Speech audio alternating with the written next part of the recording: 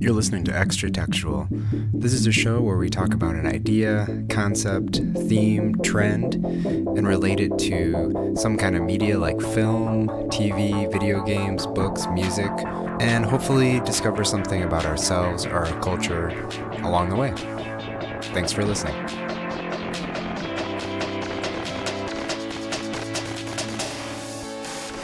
Welcome to the show. This is Eli Steenledge, and with me is Jeremy Holiday.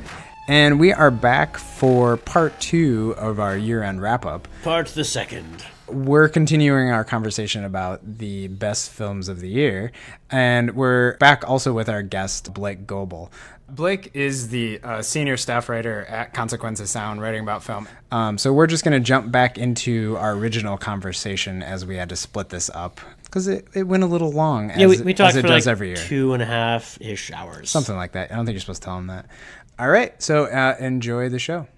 Another one I wanted to bring up is Annihilation, and I'm interested to hear, because this is kind of farther down on your list too, Blake, and this was earlier in the year, and Jeremy and I definitely give it a full conversation if you want to go back and listen to that podcast. Yeah. And I think we maybe even brought it up another time on the show. I know we definitely had some like off-air conversations, follow-up conversations to that, because you also read the book. Yeah, I read the whole series. But I think that's still one that's really stuck with me. And if we're trying to make any sort of segue from First Reformed, I think it's like endings of the films that are sort of open. And I don't mean the very final scene of Annihilation, because I actually didn't love that. That was a little too like, here's a little twist, can you figure it out? But more like the sort of dancing being that she encounters and goes down into this hole and all that sort of mysterious ending that really took it to another level for me, I think. Again, it was almost sort of like a transcendent moment again, because I don't think I got it all. And for me, I think some people might have just kind of felt like, he's just reaching, not quite sure what they're trying to convey, we're just trying to sound deep. But for me, I think it did sort of spin off into all these other ideas of what that could mean, and made me really explore what was going on in the film. For what it's worth, so I have my movie ranking and whatever, and I gave this an arbitrary 3 stars, and let me explain this to you. I would give the first hour of the movie like 2 stars because I was so dissatisfied and disinterested. The second half of the movie I would give 5 stars. I think it was absolutely phenomenal. That's the stuff that I like too, because I'm like, yeah, let's all take some DMT, bro, and kind of go down the rabbit hole. Yeah. No, I think Garland is a very selfishly, I loved Ex Machina because he took really, really heady sci-fi ideas and was very good at articulating them through actually well-written conversations among characters. But he also kind of had the nerve and quirk to do little twists, surprises, the disco dance scene, the sudden realization that there's no drinking involved, the casual non sequiturs of that movie. Like, I think he's a really smart guy, and he knows how to do little things to shake up your expectations. Annihilation, he is reaching, but I also kind of like how hard he does reach within that second hour, because what's the old Blade Runner expression? More human than human. Yeah. I'm generally not interested in like the simulacrum technology and artifice and mimicking people, but I am fascinated about like human interaction with the possibility of extraterrestrial life. I complained about the movie Life last year, sticking to trope. It's still alien, just in a slightly different bioorganic form. But I'm like, but what about the ethical? What about the moral, ethical complications? What are the legal ramifications of something like this? What if it's something beyond comprehension with limbs, and it's something kind of, what if it's this giant Dolby Atmos digital, goop display that shakes your theater as it starts to morph and try to mimic human nature? And credit to his sound designers and visual effects team for at least trying to contextualize and visualize these ideas in abstract form, in screensaver form, if you want to be pushy. But it's like, this is a 4K ultra looking expression of heady sci-fi ideas, and I thought that was very, very cool. Yeah, I mean, I think it's hard in sci-fi anymore to sort of surprise people or do something unique because we can basically make anything we want now. And there is a lot of like generic effects for things out there these days, mostly in our superhero films. Yeah. And so I think it was, he's good at giving us those unusual visuals that I think took me in another direction. Yeah.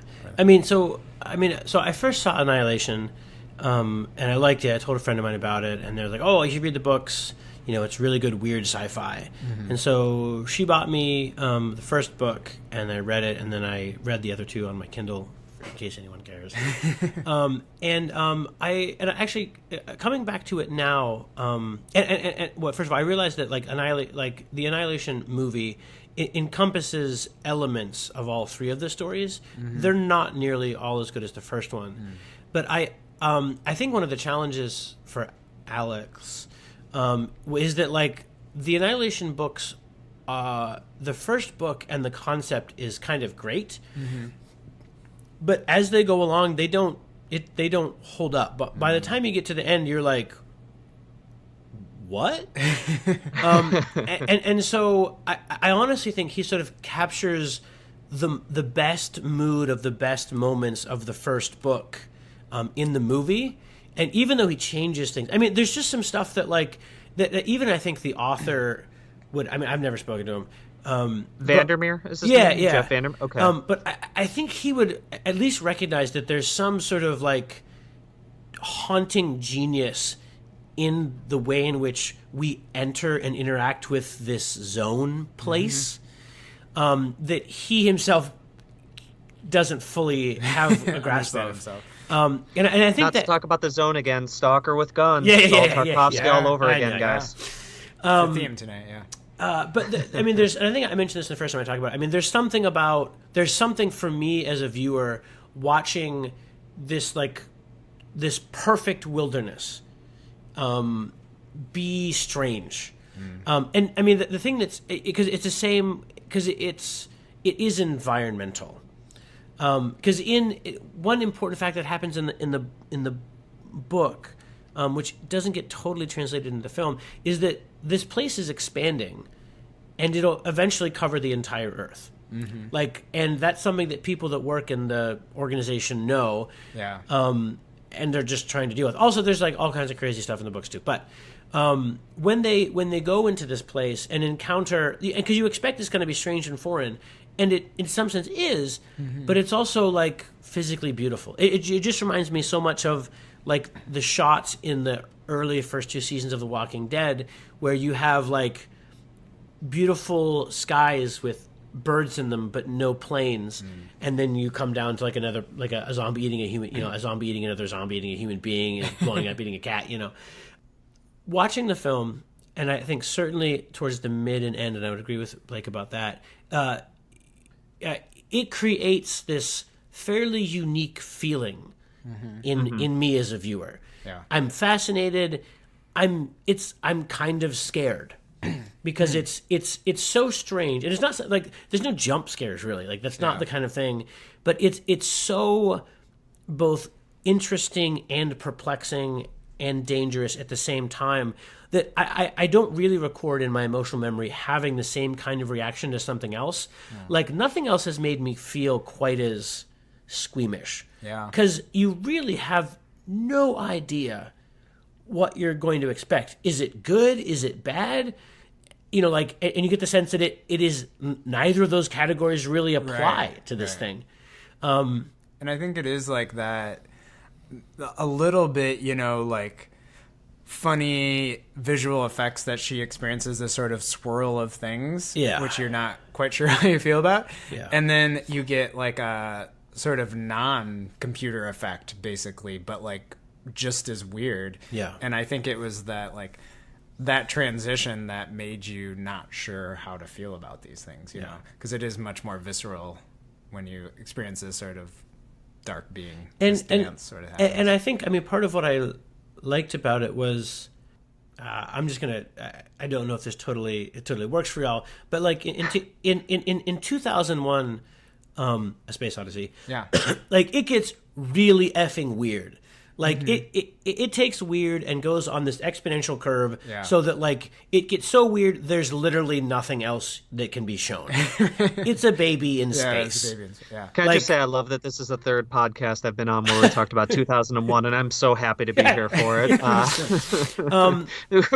In fair terms, like, no, I totally get where you're going at. Please, yeah. And then in Annihilation, like it doesn't take that exponential curve. Like it's almost linear. Like it keeps, like, you know, it sort of the rate of weirdness increases towards the end. Yeah. But like I never feel like, oh my God, what is that? But it feels like it has just the right amount of fascination that I'm totally sort of transfixed at watching this thing. Yeah. Whatever it is, which is both visually designed, interesting, and totally unlike what I had expected to find there. It's not a duplicate of a human being. It's not an army of clones. It's not a bunch of zombies. It's not a crystal. It's whatever this swirling mass is.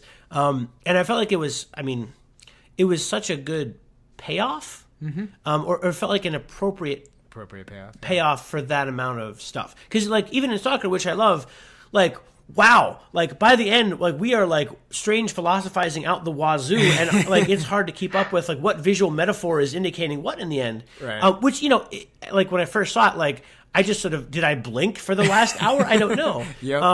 But you know, I was also I think like 19 or something. But seeing this film, and it also, I mean, in terms of your standard earlier, Blake, of like memorability, like. I haven't really. I mean, there's very few things, like very few modern sci-fi films that ever capture that same kind of feeling. I mean, the moment that I would sort of draw that's most similar to me is like the very beginning of the movie Alien, and that's just because of like the way the sound works, because like it's broken up and there's the storm, and you're not quite sure where you are, or you know, like or what's going on, and you know, almost anything could sort of come out of that digital noise, you know, as you've been disoriented.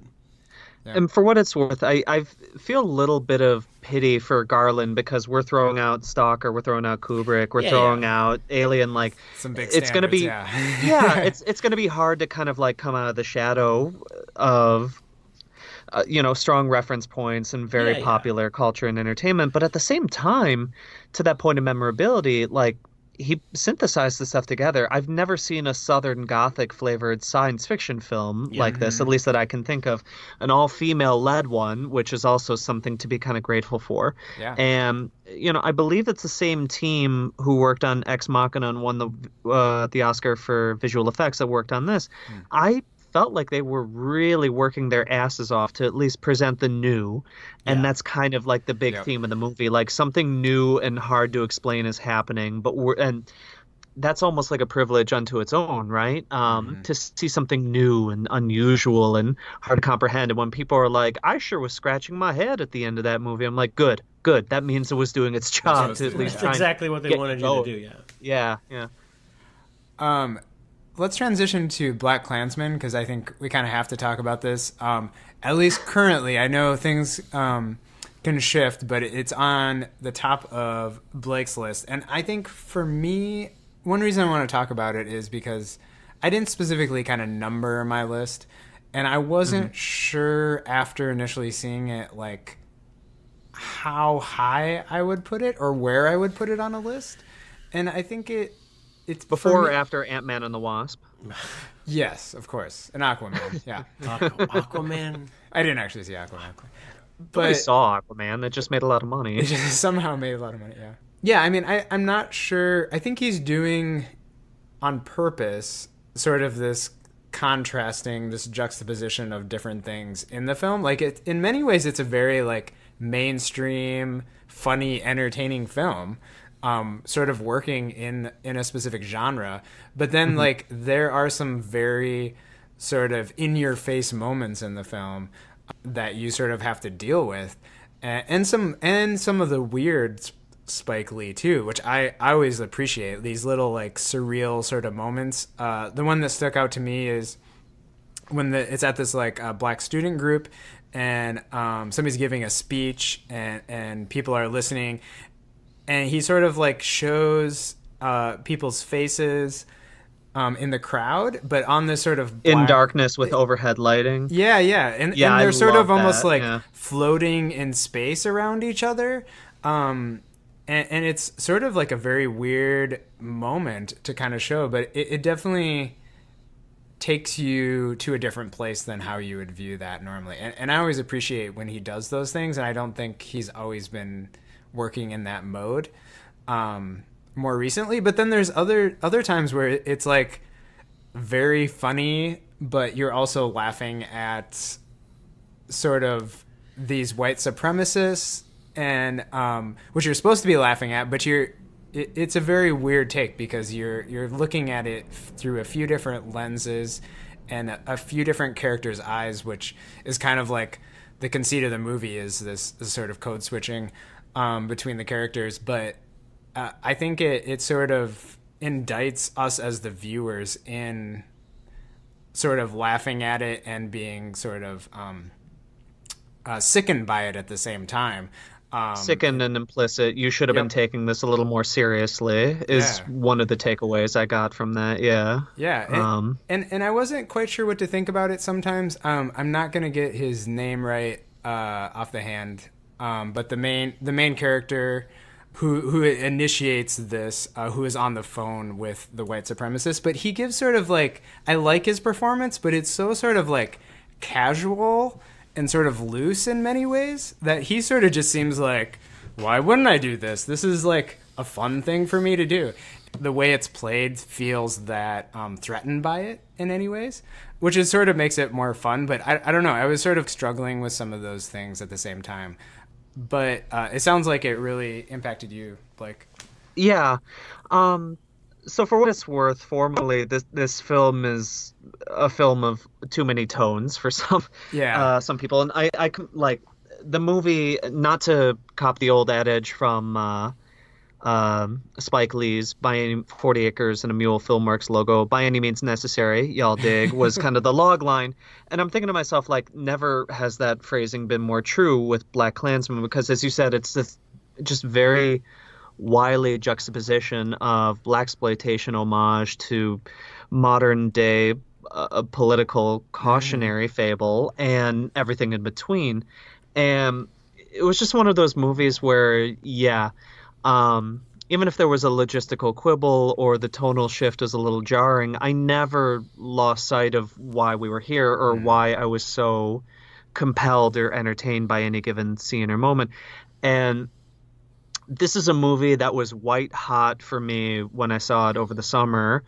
I've seen it 2 times since then, and I really admire its ability to kind of just be all over the place in this fashion, but it also gels in a way that I just still don't think I fully understand, but really appreciate.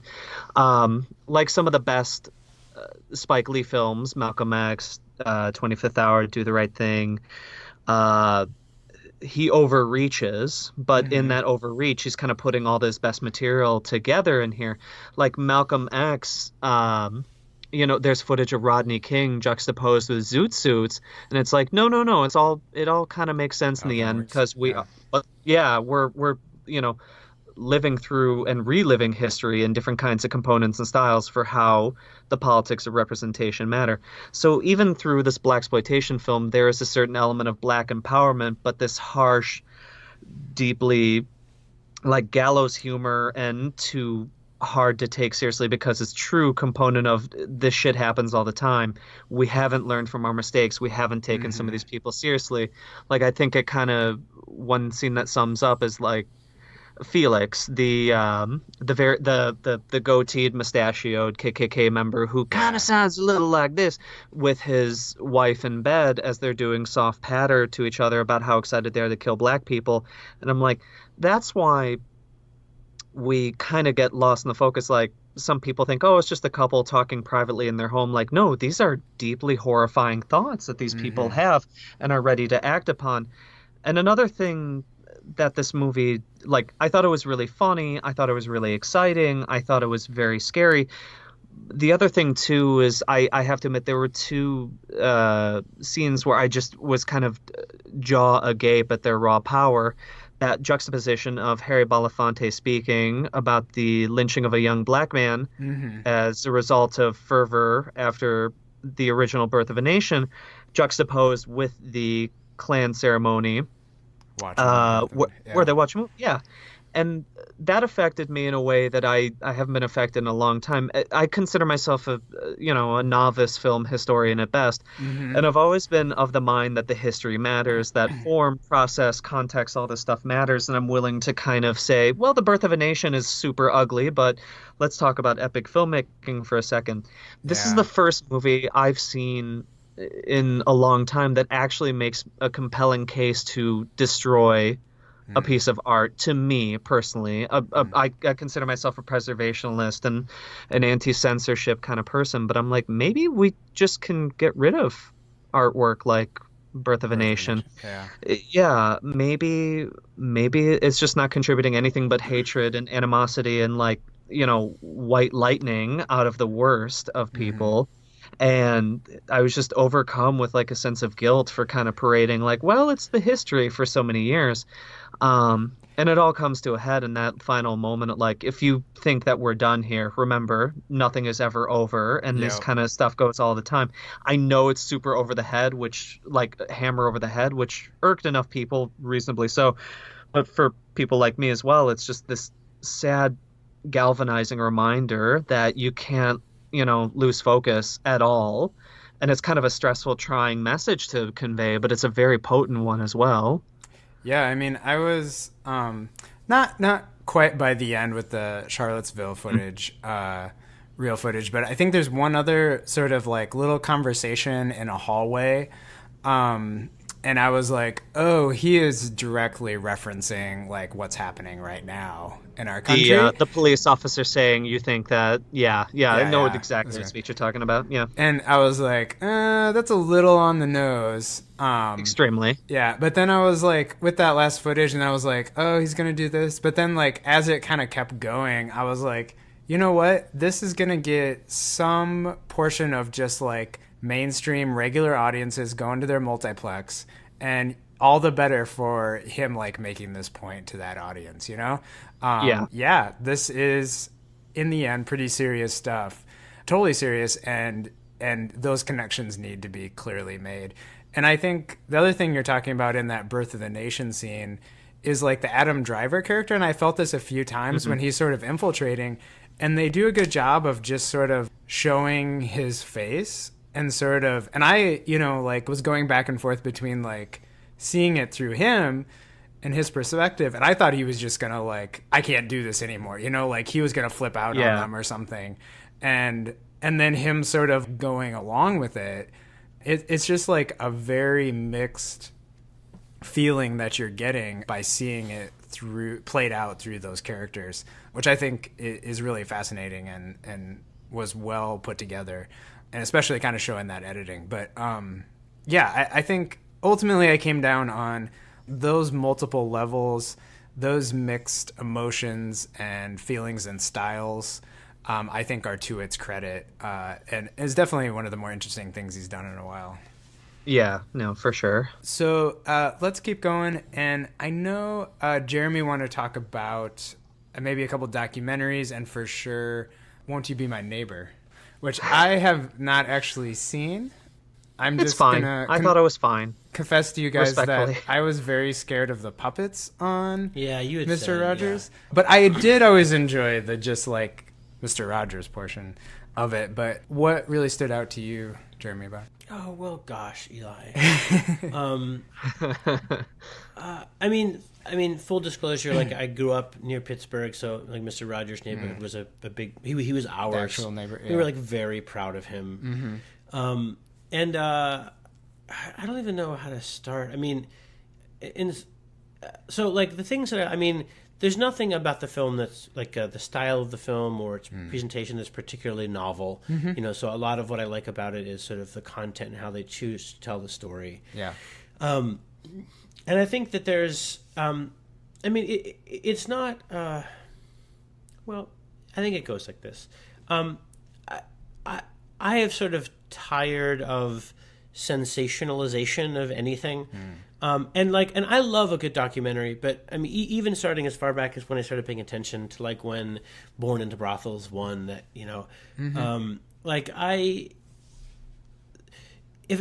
I think a documentary should sort of, for me, oftentimes like look and feel, or have a look and feel that sort of echoes the reality of the subject matter. And like the method of presentation of Won't You Be My Neighbor sort of fits absolutely perfectly with like what they're talking about.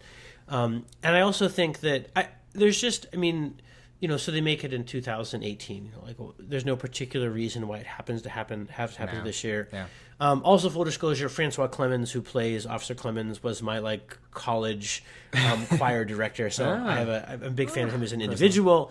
But I just, the experience that I had, like, at the end, again, like, because most of the movie keeps you in this world, which is about Mr. Rogers and his world, and it was just, the two things that I want to say that were most important to me were, one, I didn't realize how timely many of the shows that I had seen on reruns when I was a kid about the issues of the time. Like, I never understood that, like, as people were talking about the segregation of swimming pools, he was putting his feet in a pool with Officer Clemens, and that when kids were worried about war, he was talking about war. Like, I didn't, because it's the kind of thing that, like, and Blake, I don't know, you might not have gotten it from some of our podcasts, but I'm sort of officially done with the internet in general.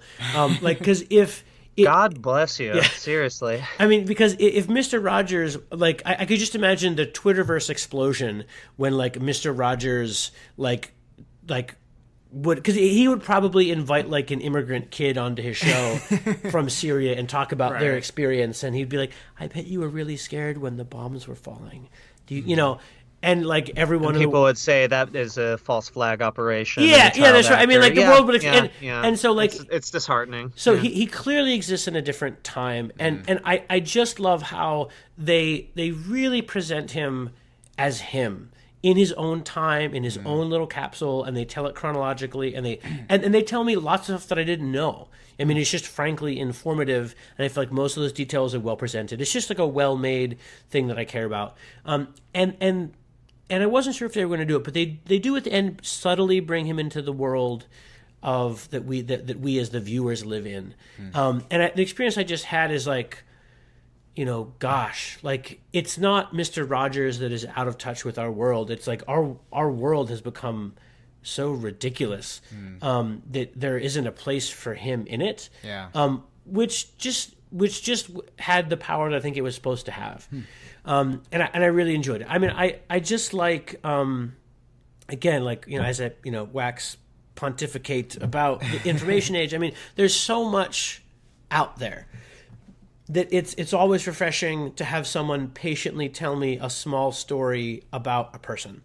And the other thing is, like, just as subject matter, like, Fred Rogers seems to genuinely care about helping people. And that is a special and important thing in the world. Like, even if I just look laterally at all kinds of things in the, like, that are going on in our world, like it's hard to find someone that, again, from a different time, that's like, I'm just going to slowly, daily, on a regular basis, devote myself to this goal of, like, helping children and making the world a better place. Yeah. Because I just, like, when there's so many sexier ways to help people. You can donate money to this super, like, you can save people from tsunami relief. You can, like, there's like, it's just, for me,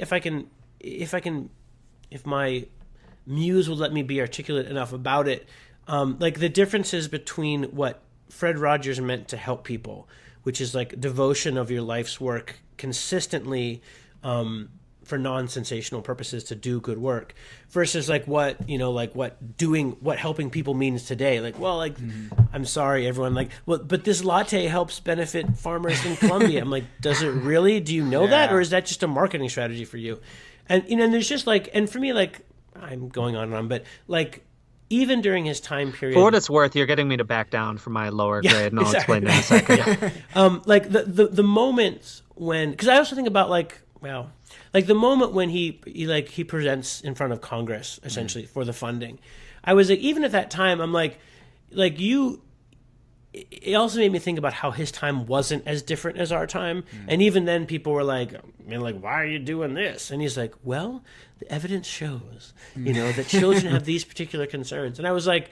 In some sense, it's like, the Buddha stopping the charging elephant with his palm, or the hippie putting the flower in the gun. There's a sense that, like, the last comment I'll make, there's a sense that, like, everyone is arguing about everything all the time in our world, and none of it matters. They're just empty words. Someone says this, someone says that, they argue, nothing happens. And in the midst of that, like, an old, somewhat quirky man says, I think maybe we should take care of kids and make them feel safe, help them feel loved.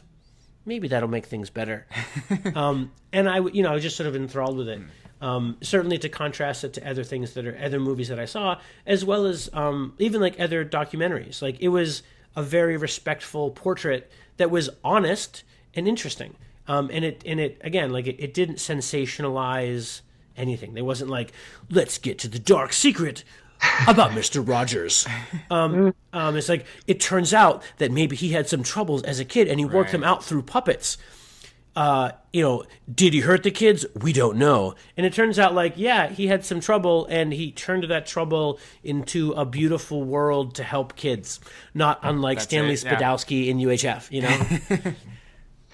Can I just say, I wrote the review for it this summer, and I'm so cynical, naturally, my editor said, only you would walk away from a Fred Rogers documentary and simply call it fine. And when I was doing the homework on it as well. So I didn't have Fred Rogers growing up. I didn't really even do Sesame Street either. I kind of just like jumped right past that to G.I. Joes and obnoxious Fox Saturday morning cartoons and stuff. Nice. And the way you're kind of characterizing this, like early childhood development and concern for children, I think that's actually something that I kind of zoomed past or took for granted a little bit, because I was looking at this from the framework of it's another hero worship documentary, kind of like the Carol Spinney Big Bird documentary, or the Elmo documentary. But I think I kind of got mixed up in that in favor, or instead of kind of looking at what Fred Rogers really means in terms of caring for children, and as a newly anointed father, like that's actually as someone who's now karma, he loves Daniel Tiger. Because Daniel Tiger is flipping genius. Okay, so that was the funny thing. I asked my sister, is there anything controversial to Daniel Tiger? Is there something I should take into account? Is this a commercial cash grab for the Fred Rogers Foundation to make a documentary about him? She stopped me dead in my tracks and said, don't you dare do any of these thoughts when talking about Fred Rogers. Like, okay, fine, I'll just review it with the limited knowledge that I have. But to your point, I think there is something very noble about Fred Rogers as a thesis and as a persona and as an individual, and really, I don't know, I probably was too hard on it, and Jeremy, you're kind of selling me a way where I'd like to go back and do it again soon. So well, I'm glad. Nice. I can't finish the show without talking about The Other Side of the Wind, the Orson Welles film, and Morgan Neville, director of Won't You Be My Neighbor, did the documentary that Netflix put out, You'll Love Me When I'm Dead, that went along with this film. And I think one reason we have to talk about it, and hopefully maybe we'll circle back, Jeremy, so you can pipe in on it, but we're called extratextual, and I don't know that there's anything more extratextual of a conversation than everything with this film. Going through, like, decades, because we have this documentary. Blake, you said you read the book. The Carp, yeah. Yeah, and it was funny. I actually was writing up about the 40th anniversary of The Warriors the other day, and in the middle of watching one of the featurettes about the making of it, Frank Marshall shows up because he was a producer on The Warriors to say, like, well, I was down and out after the failed Orson Welles film, Other Side of it, and went on to this. I'm like, holy shit, everybody knew. Everybody, yeah. It was all connected, yeah. So, yeah, I mean, I unapologetically have been, an Orson Welles fan. I think I've talked about on here. It's very cliched, but like in junior high, I was kind of on this like classic film kick, as sort of a loser film kid would be, and picked up. I didn't know anything about Citizen Kane, and like picked it up. I was like, this looks weird. Some of these shots, and fell in love with that, and then like dived into Orson Welles and learned more about him. So when this came out, I was like, this is kind of, something you never thought would happen. And it was really fascinating. And ultimately, I will temper it with saying, like, I watched the documentary first, and then watching the actual film, I don't know that it, like, completely grabbed me as much as, like, the experience of knowing the history behind it, all the stories. I think that's ultimately, like, what brings sort of the richness to it. Even though I think there's a lot to kind of think about in the film itself. But for me, it kind of felt like all of this was like an excavation, that you sort of had to sift through all these treasures to kind of find out what was going on below the surface. And that's also sort of like what the film itself is about. And why I say kind of it's so extratextual is, it's everything sort of circling it. And to break it down a little bit, if I can try, it's clearly about Welles himself. We have the great stand-in for John Huston, even though however much Orson Welles said it's not about him, it's obviously about him. It's a great stand-in. And his struggle in the end of his career, sort of late in his career, to make the films that he wanted, and that's reflected in the character in the film.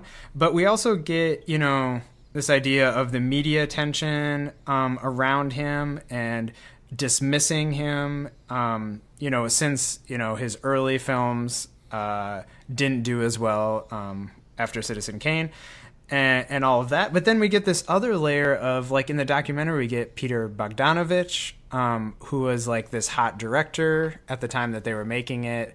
And we see, him going from sort of like a small filmmaker to being more prominent as he worked on Welles' film. But now is sort of like later in his career, hit this sort of like cold spot and never, kind of paid off this potential that everybody talked about, I think, in many ways.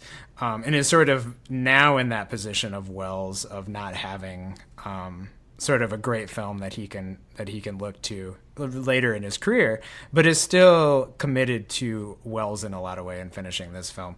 So I don't know, just like so many layers to what's happening here, I think is really fascinating.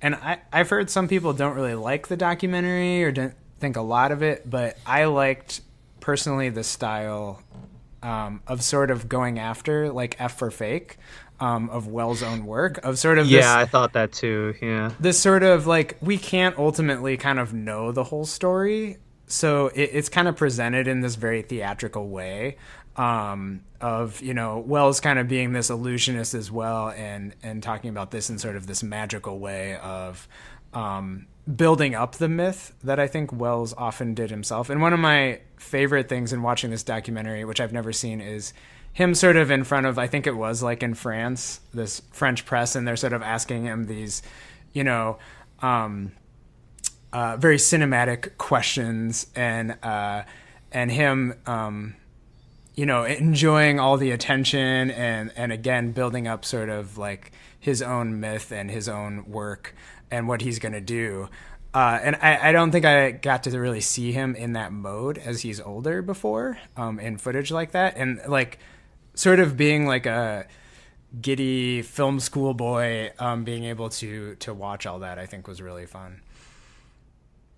The giddy film school boy, I literally, when I was asked to review this movie, I actually was like close to hyperventilating myself, because it's like, this is, before we kind of get into the textual analysis, like the extra textual analysis, the fact that we are getting a completed attempt, as they put it themselves, of this long gestating project. The fact that Netflix is so in debt that they were like, screw it, let's just spend the money anyways to get a Orson Welles movie Right, so to we can up see our it. hipster cred. It is just so immeasurably cool to me. And it does kind of feel like a privilege, like to see this thing and see it actually come to fruition.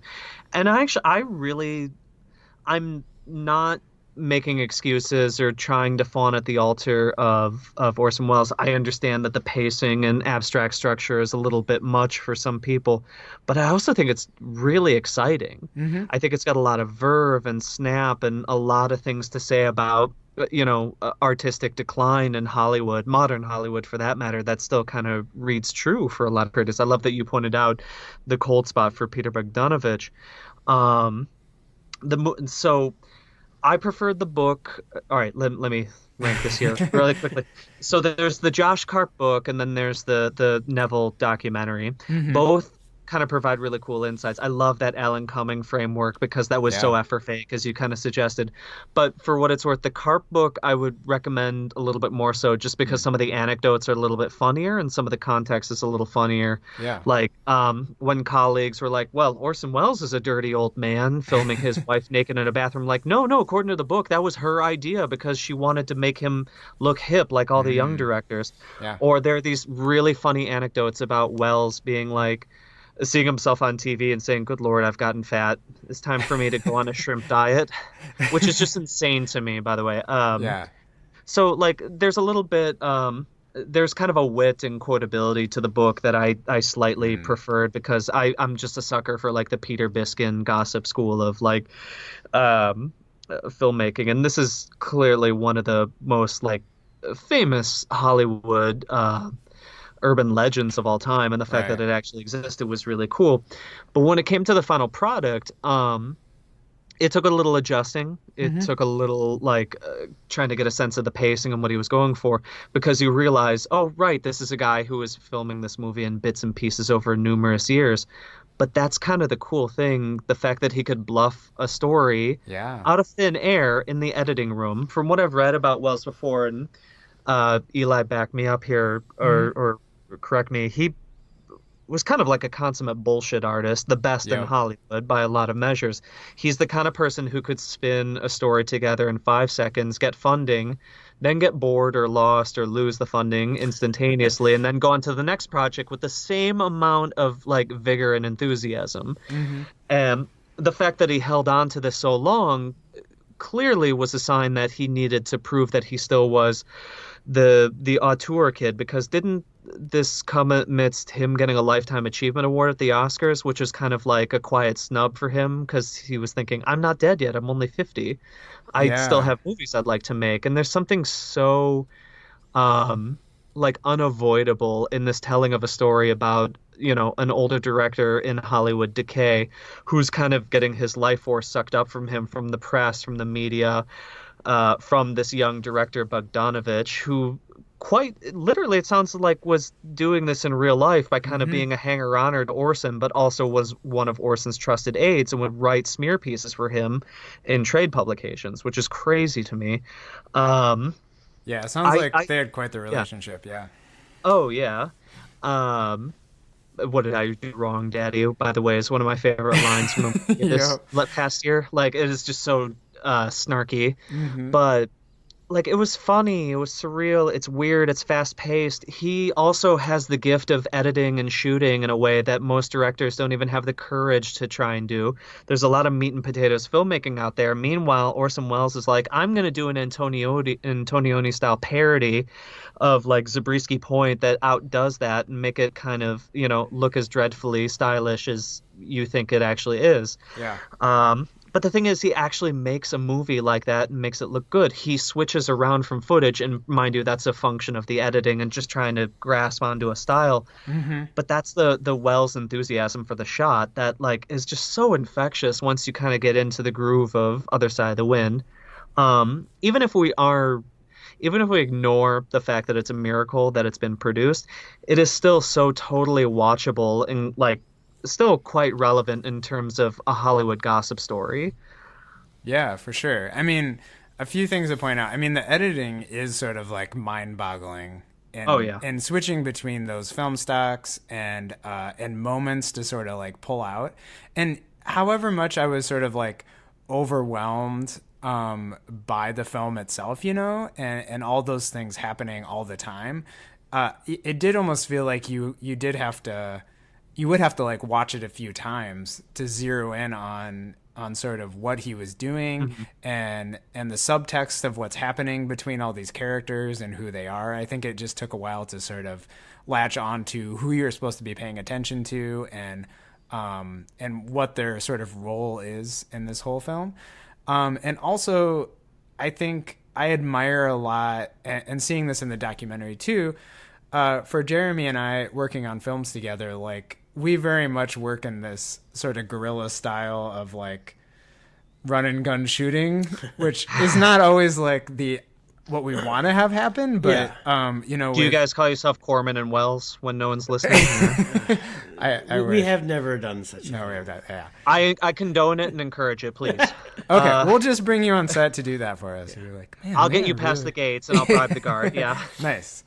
And, you know, I mean, very much, actually, this goes back to Blake and I were in grad school together, and for my thesis, I did, not a comparison, but I shot a lot of things quickly, and some of it improvised and turned it into this feature-length film, and sort of reminded me of piecing things together in this sort of way and not having, well, it sounded like he did have much more of a plan than I did, but trying to make it work. And mine did not work. People watch it and it doesn't make sense.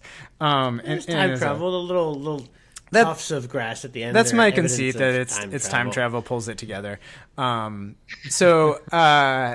yeah, I mean, it was just exciting for me to see somebody who I had so looked up to, like Orson Welles, and how thoughtful he was, and how he's known for like the way that he sets up his shots to have so much going on the different planes, and with the actors and the narrative all kind of tying together. And then to see him in this mode later in his life of like, you know, doing a shot reverse shot, you know, where like one angle is shot like years apart in a different country, and in the film you don't notice, you can't tell.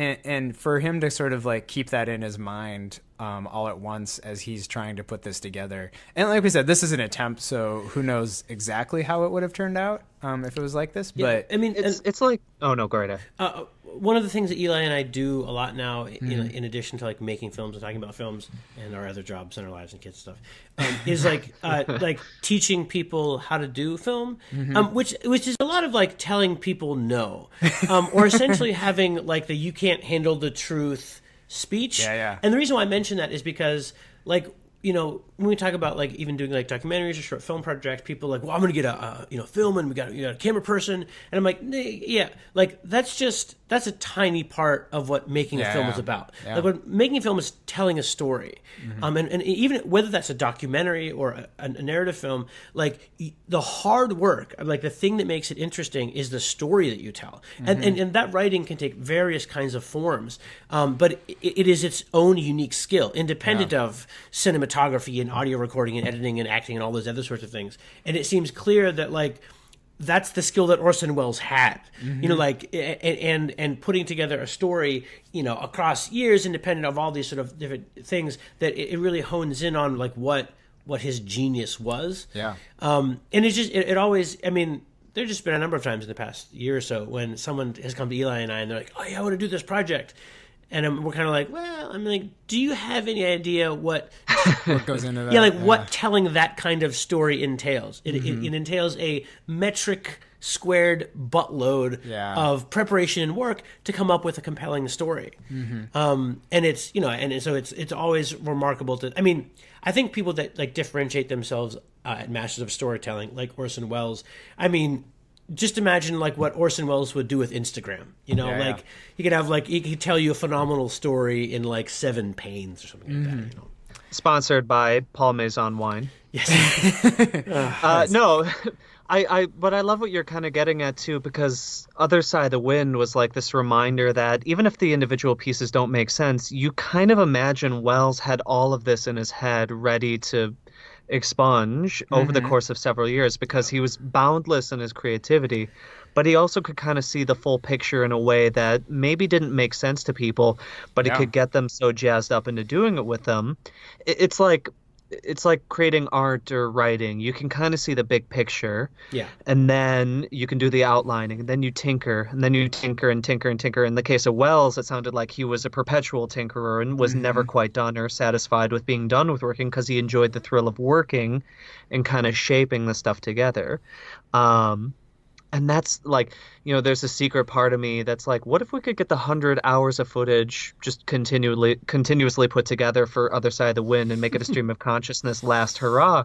Right. But at the same time, Bob Murawski, who chopped this cut together, who's like, I think he works for Sam Raimi and some other big names, managed to actually kind of see the picture in a way that almost makes sense, at least from a thematic structural point. There's a part of me that's like, you ever hear the story that Sofia Coppola's screenplay for Lost in Translation is only something like 30 pages, and she padded it with really strong imagery and things like that. I could see and that. And in the case of Wells and Other Side of the Wind, I could totally see him saying, it's a big idea about a director who's going through his birthday and having a crisis. And I'm like, I bet he knows enough about the scene to be able to pad that out pretty successfully. Like, according to the Cart book, that scene where Paul Mazursky is yelling at the other guy at the party, that was the product of like 8 hours of just getting them drunk until they were drunk and say something so volatile at each other that Orson got what he wanted, because that's the joy of him. He just wanted to work to get something fun to shoot. Yeah. And that's kind of the treat of this. Yeah. Yeah. And I think it's also fascinating that, he, for all of his bluster that we sort of see in the documentary and kind of hear around that, like, how great this was going to be, and also that it's, not about him, and he's just kind of telling this story that, like, in the end, seeing the film, it's quite self-effacing and sort of, very sad. I mean, he commits suicide, this character. And so, I mean, that just sort of adds to this whole myth of, like, maybe he didn't want this out there after all, or, like, sort of only half of him wanted it out there in the end, even though he did want to tell this very personal story. And it also was sort of like, and again, I'm not comparing myself to Orson Welles in any way, but I've sort of been in that. You brought it up. Yeah. Multiple times I bring it up, but I don't mean that. But I've been like on sets where I can kind of sense that, like, I've sort of known for like being like, just move your hand like half an inch to the left, and I need you to hold it near your face, and like, listen, it's gonna look good when we get the shot. And people are like, I don't know what you're doing. And I'm not saying it always turns out, but like that sense of like having people sort of behind you and working with you, and then at that same moment being like, they probably think you're crazy, or this is stupid. But like the fun of that experience, and I think that's really what the documentary got to capture as well. Yeah. That those people were working with him because they knew what a genius he was and what they were sort of learning from it. A side story to that from the book, Gary Graver, who shot the movie, it sounded like Wells picked him up from like Grindhouse features and like dirty movies and stuff like that. But Graver's like, hell yeah, I want to work for Orson Welles. He worked for Welles, nonstop, 25 hours a day for years, to the point where Orson's work got him so excited and committed that actually dissolved Graver's marriage. But that's just the kind of personality Welles was. It was magnetic, and that you did want to be around him, even though you knew he didn't have any money. It's like the joke of he would throw parties for people to raise money and wouldn't get any money, but people just wanted to go anyways to say, I met Orson Welles. It's like, it is the aura. Yeah. And I would say another story in that documentary about, I think you kind of referenced it, the Lifetime Achievement, and just like one of the saddest moments, that he was so fired up to say, like, I have this chance for Hollywood to sort of recognize me, and this is where, of course, they're going to give me the money to complete this film. That's going to be great. And Yeah. then like nothing. Nobody acknowledged Yep. it. Nobody give him money to finish it. And how like devastating that must have been.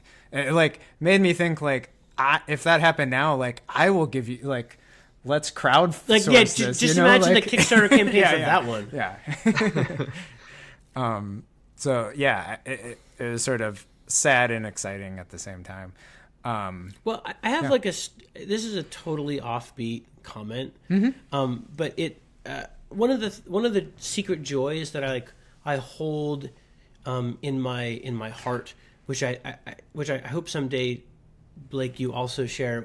It's because I'm a parent, and I realized that like my first contact, my child's first contact with Orson Welles is his voicing of Unicron in the Transformers movie. And his first contact with John Huston is his voicing of Gandalf in the Rankin and Bass Hobbit.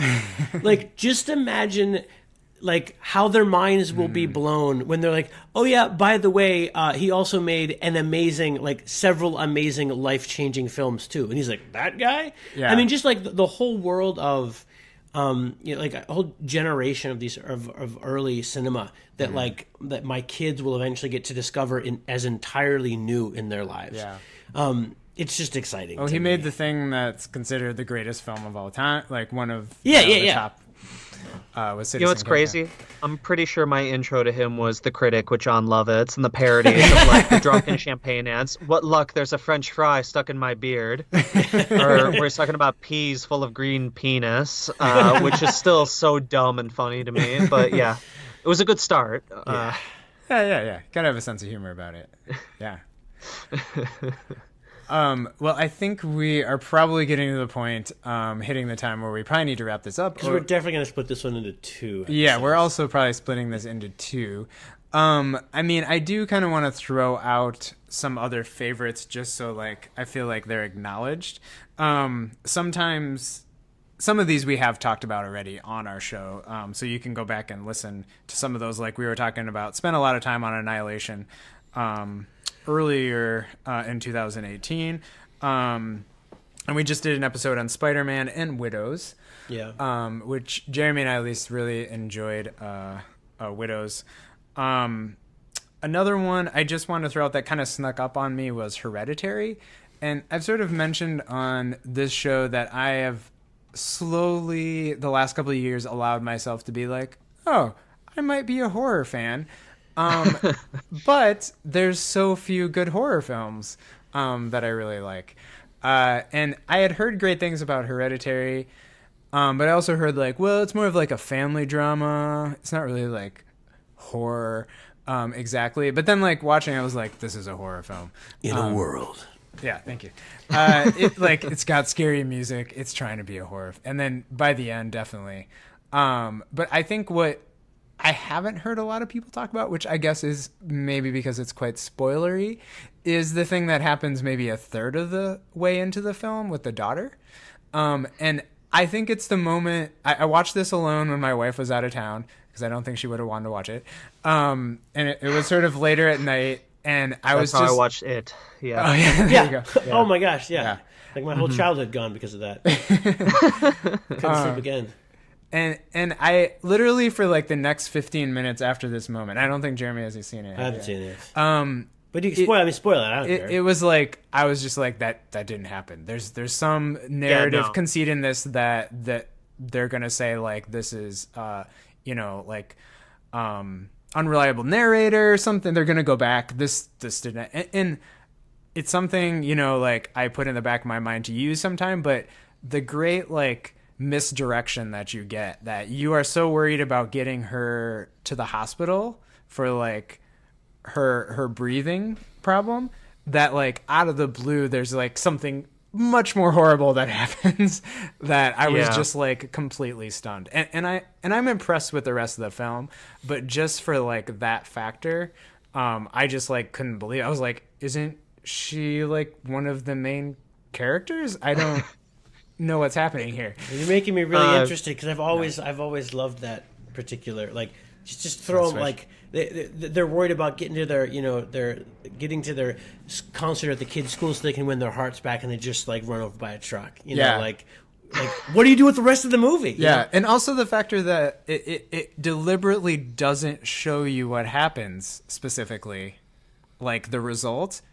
And then I was like, oh, I guess they're also not going to show it. And then they show you, and you're like, oh, okay. yeah. Can I just say, Eli, hopefully this isn't too big of a spoiler for Jeremy, but I like to tweet currently watching for whatever movie I'm watching. Occasionally I get comments back, and I can always talk to people. Yeah. When I first watched Hereditary finally, the first response I got from some wise ass was, don't lose your head. Well, just leave it there. But no, Hereditary, I mean, we spoil it for all the audience all the time. We spoil most films.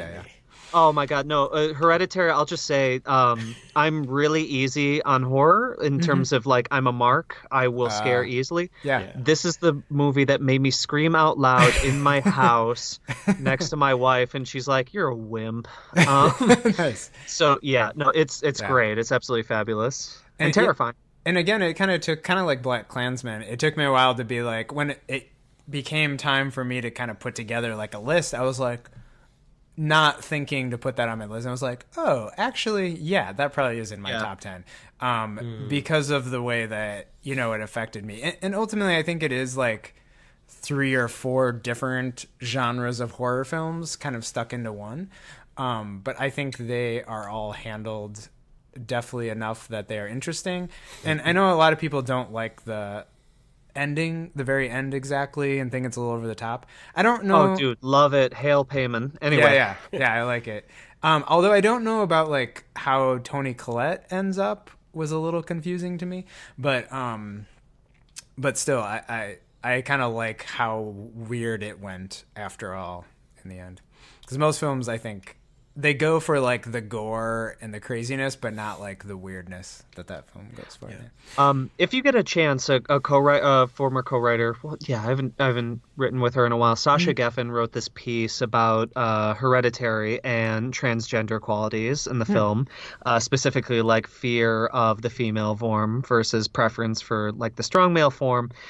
Totally good, heady stuff. I would seek it out if you can. And definitely check it out. It opens up a new light in the movie it makes it even stronger in my mind. Yeah. I mean, I feel obligated. I mean, we haven't talked at all about Black Panther, which I don't want it to get into a big discussion about it, but I feel like it has to be mentioned in any end of the year. Sort of. I mean, and I say have to because I mean, audiences know where I'm going with this. If the only Marvel movie we had in 2018 was that giant seeming pile of garbage, Infinity War, I would say that the MCU is destroyed. However, in the same year, we have Black Panther, which I mean, I gush about it for a show. I mean, just in, like it is like so many people I know that only have like a tangential interest in comic book films.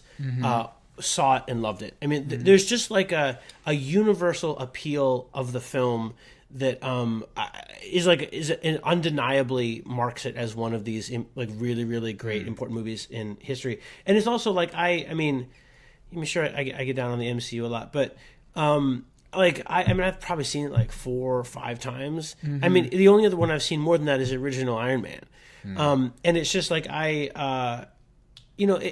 it doesn't do anything in particular, like any moments or scenes that I feel like are, oh my God, this is like, do you remember when thing X happens? Yeah. But it's like going into the way the world of superheroes looks from the perspective of this film. It's just like like one of the best journeys into the world. My favorite, of course, is the original Iron Man, but second to that is this one. Like, when I eventually make my like best of MCU, it's probably like it's this like the original Iron Man and Black Panther and Agents of S.H.I.E.L.D. or something. I mean, it may be like a few minutes of the original Captain. And there's like there's some. I mean, I don't mean to be, but it's like I feel like I would have been talking about it a lot more had I not been so grumpy about Infinity War. Yeah, it's one I sort of like forget about a little bit. I think for some of the other work for my job and podcasts, the other podcast Jeremy and I help with, I feel like almost obligated to put it high on the list. And ultimately I was kind of like, it didn't quite have that effect. I don't know that I normally put superhero films on my list anyways. Not like against rule, but I don't know that they've stood out that much. But I think the sort of cultural significance of that film, isn't it the top grossing film of the year? Am I right in saying that? America. In America, Infinity War, I want to say, made like $1.5 billion worldwide, or $2 billion, or something absurd like that. So, yeah, I think domestically, these comic book movies, you guys, we got to get in on them while they're I hot. hear they're popular. I don't know. I think the time is. I think that the time is done. Like I don't think. I think it'll only be a decline going forward. Aquaman was huge. I don't know. I look forward to Wonder Woman 1984. Yeah. You know, I hope that like, I mean, I really have. I've advocated this before. I really hope and think that the comic book movies will follow the same form or similar form to the comic books themselves. Like they'll play out these sort of like original stories, and then we'll eventually have more movies like Logan, where you have, because like from that stuff comes like Dark Horse Comics and DC Vertigo, where you see like all these far darker, more interesting stories, and I hope they sort of turn that over and we get to see that, because like I'm done with the guy saving the day. I mean, and like Marvel formula is very stale at this point. Yeah, I mean, like I just showed my kids the first Bryan Singer X-Men the other day, and like they loved it. Yeah, and I was like, this is actually pretty good. And I remember when like my mind was blown in like 1990 whatever, when I was like, oh my god, like an X-Men movie like in the theaters, because it was like mainly comic books, like action figures, and like the animated Saturday TV show where they always showed the Mutant Virus series and the Dark Phoenix saga, like ad nauseum. We're in a very different time now. Yeah, very different time now. Yeah. That's good. I think we're sort of wrapping. I at some point would like to talk about Sorry to Bother You. I think that was high on your list too, Blake. Best score of the year. Yeah, and some of the funniest jokes. But no, believe me, I have a list right now with 70 movies. I'm just double checking. 72 movies ranking from 5 to 1 star rankings. And the fact is, I only truly hated like 5 things. There was a lot of good stuff last year. Yeah, it was a very good year. Yeah. Yeah, I mean, there's things that, and this is even Gotti I'm warming up to as comedy. Yeah, I mean, it's rare that I sort of usually do this sort of catch up at the end of the year or the very beginning of the next year. Yeah. And usually by the time I get to them, I'm like, well, I sort of exhausted like what I want to see. And this year I'm still like, as we do this show, there's still things that could pop into my top 10 that I have not had a chance to see. Like, Can You Ever Forgive Me? I hear wonderful things, and it sounds like I will really like that. I also like had this weird experience this year where movies I was excited about and thought I would really like and sort of did and didn't. I think the two are Mandy and Suspiria, where like the first half I'm like, yep, I'm totally on board. I'm gonna love this. This is gonna be the best. And then by like the end, the second I'm like, not sure how I feel about that. And it's not like weird or extreme exactly. I just don't know that they really paid off those moments as much as I wanted to. But I would agree on one and disagree on the other. Suspiria lost me in a big way near the end. Where I was like, maybe I should compliment the lighting. Like when naked women are riding around dancing, I wanted to like call the set and say, you can all go home. This is so not necessary. Yeah. Yeah. I mean, at the same time, I wouldn't say it's subtlety in the first half, but like sort of subtlety in like what it was trying to, and kind of what it's saying. And then it just sort of like, oh, this is what it is.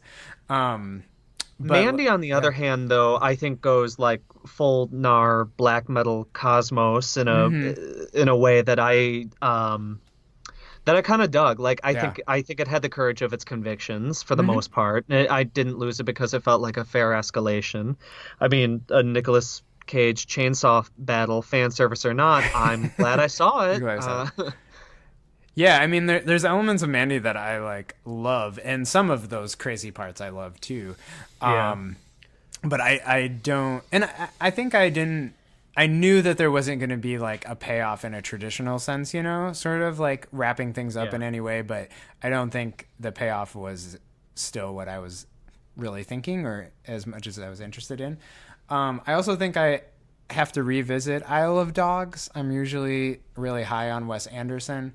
I remember really enjoying it in the theater, but I think I'd have to kind of go back and look at that. I'm also got to see Damien Chazelle in person speak this year, and was even more impressed with him, and kind of thought he was sort of a one-note sort of musical guy. But I think if First Man wasn't completely successful, I think he's really trying for something else. And ultimately, I'd really admire that film, maybe more than I totally like it or put it on that list. But I think he 100% agree. It was an approach that I didn't understand, but I respected. So I think he's still going to do really interesting, fascinating things. And when I saw him in person, you know, he was talking about liking, like, his approach to musicals was sort of experimental films and like French New Wave and documentaries. And he said, you know, like the next thing he might want to do is like a documentary. And I was just like confused sort of from like what I've seen of him before, and was pleasantly surprised by like Whiplash. So he's somebody I really have my eye on, and I hope he keeps sort of getting these opportunities to do what he wants. This is the last one that I'll mention. Yeah. Which I sort of have to because of my oldest son Ethan, is The Incredibles 2. One, because like The Incredibles is his absolute favorite movie. I also think it is near perfect and amazing. And I've seen it 20, 30 times.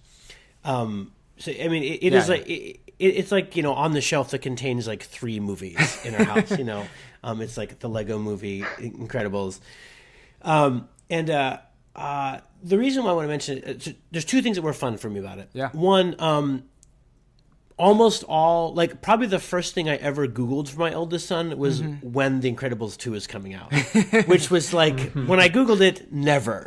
You know, and like every 6 months he would be like, so they making Incredibles 2 yet? Yeah. So as soon as they announced it, he was like, mine was blown. So I was just happy that they made it and that it was good. The other thing is like, you can also track like how the world is different, like in terms of like how the world reacted to Incredibles 1 and how the world reacted to Incredibles 2. Incredibles 2 is not as good, I think, as Incredibles 1, but it does give us more. Like there's more Edna, there's more identity conflict, there's more all kinds of stuff in there. You know, I mean, I think like Toy Story is like one of the few, like Toy Story and Spider-Man are the 2 examples I always give, where the second one I think is actually better than the first one. Like Spider-Man 2, Sam Raimi's, I think is clearly the superior one in that series and better than the first one. And same with Toy Story. Like Toy Story 2 is, I think, the best of them. Toy Story's good, but Toy Story 2 I think is better.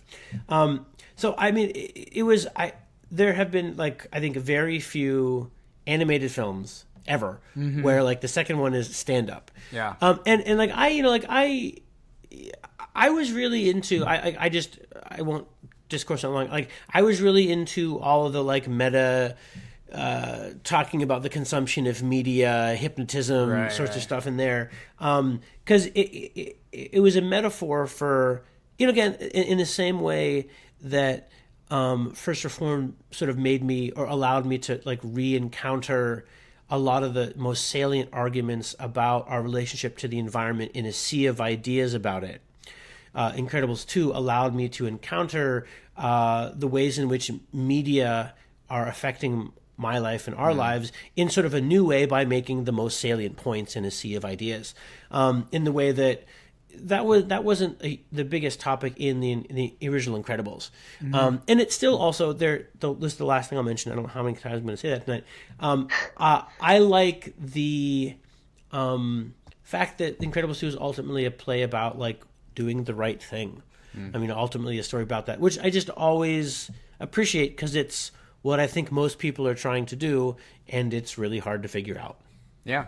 I mean, only quick thing I'll say about Incredibles 2 is, I think we at least I went with my wife and my 2 sons, and I remember having like a blast in the theater, and I was like, this is so fun to see it with them, and they were not having the same experience. I think, and this might be just like a thing with my kids or something, but it was like overwhelming sort of like visuals and stuff, action in a large screen like that. So I think that was too much. So we'll have to rewatch it. We haven't rewatched it on a smaller screen so they can kind of like grasp it. I was going to say nieces and nephews were having a little difficulty with the strobe lighting stuff, but that's just one detail. Yeah. I was unable to successfully explain to my 6-year-old exactly who the bad guy was. Yeah, right. There's a lot. But they got him. It's like, but it wasn't him. He was being controlled. And he's like, by whom and how? With the mask. He's like, what mask? What part? Yeah. And so, and then my wife went about sort of like deconstructing the gender roles in the film, and for however much people were like, yeah, it's about Mrs. Incredible this time. That doesn't hold up. Yeah, it did, and so that sort of like tarnished it a little bit. But also Void's such a great character. Yeah. Void is a good character, yeah. But yeah, I am excited about revisiting that too. I've only seen it once. Anything else, Blake, before we go that you're like, I have to recommend this film to our audience? Oh, goodness, too many to mention. I'll just say the children's sequel I liked this last year is Paddington 2. Radical kindness in a pink prison suit key. The Death of Stalin and Vice, by the way, I don't think I've laughed any harder at any movies than I had at those 2 movies. Did you guys see either of those? We haven't. Do you feel like Vice, like certain even critics or viewers just aren't getting that it's so funny? Not getting, just wildly differing on. There's a certain component of like a lot of the writers that I read are pretty sharp folk who've paid attention to political discourse over the last 20 years. They did not forget like the sins of the Bush era. And there's a certain why film the life of a monster, why remind us in coarse fashion about his atrocities. And there's a part of me that's like, because the majority of the population didn't give a shit, didn't notice, and doesn't remember. I do think there's a certain degree of amnesia. So I don't know, I'm probably a spiteful person, but at a certain point in the middle of the movie, Christian Bale walks up in the middle of a campaign speech, sweating down to his armpits, and he very politely says to his wife, I don't want anyone to panic, but I think I need to go to the hospital now. And it's the first of what becomes a running gag about Cheney's many heart attacks, and maybe I'm a darker person than I realize, but I laughed so hard that I embarrassed the hell out of the editor-in-chief of Consequences Sound, who was sitting next to me. So I was like, well, I liked it. Yeah, he definitely, laughed in it. I mean, it's just like little surprise. I'm a lover of surprise and comedy. Even Death of Stalin, which, manages to take one of the most gallows periods of modern political history, and still makes me cry laughing at a joke when Stalin's son screams at a bald man that you're not even a person, you're a testicle, which I just didn't foresee coming. And I was taken by surprise. I mean, how can you? Yeah, I love surprise in comedy. So yeah. That's great. I'm not going to talk about them, but I think films like The Rider or Burning, I anticipate also really liking, and also could be high on my list. And I do highly recommend You Were Never Really Here. I didn't think I would like it, and I think that film also took me on a weird journey that I really identified with sort of the mood and style of it. Really fascinating. And apparently, Joaquin Phoenix can do no wrong these days. Yeah. Great. We're going to wrap things up here, but I really want to thank Blake for being on our show and being the one that has seen the most films. My pleasure. And can talk expertly on perspectives on them. So we really like what you brought to the show and appreciate it. Yeah. If people wanted to follow you or read more of your work, where can they do that? You can find me on Instagram, Blake Goble, Twitter, Ecstasy of Goble, which is a parody on Ecstasy of Gold by Ennio Morricone. That's nerd stuff right there. And you can find me Metacritic, Rotten Tomatoes, and of course, Consequence of Sound, writing reviews on the regular. Great. So yeah, give us any feedback out there if you want to tell us about your picks for favorite films or any comments on what we said. And thanks for listening.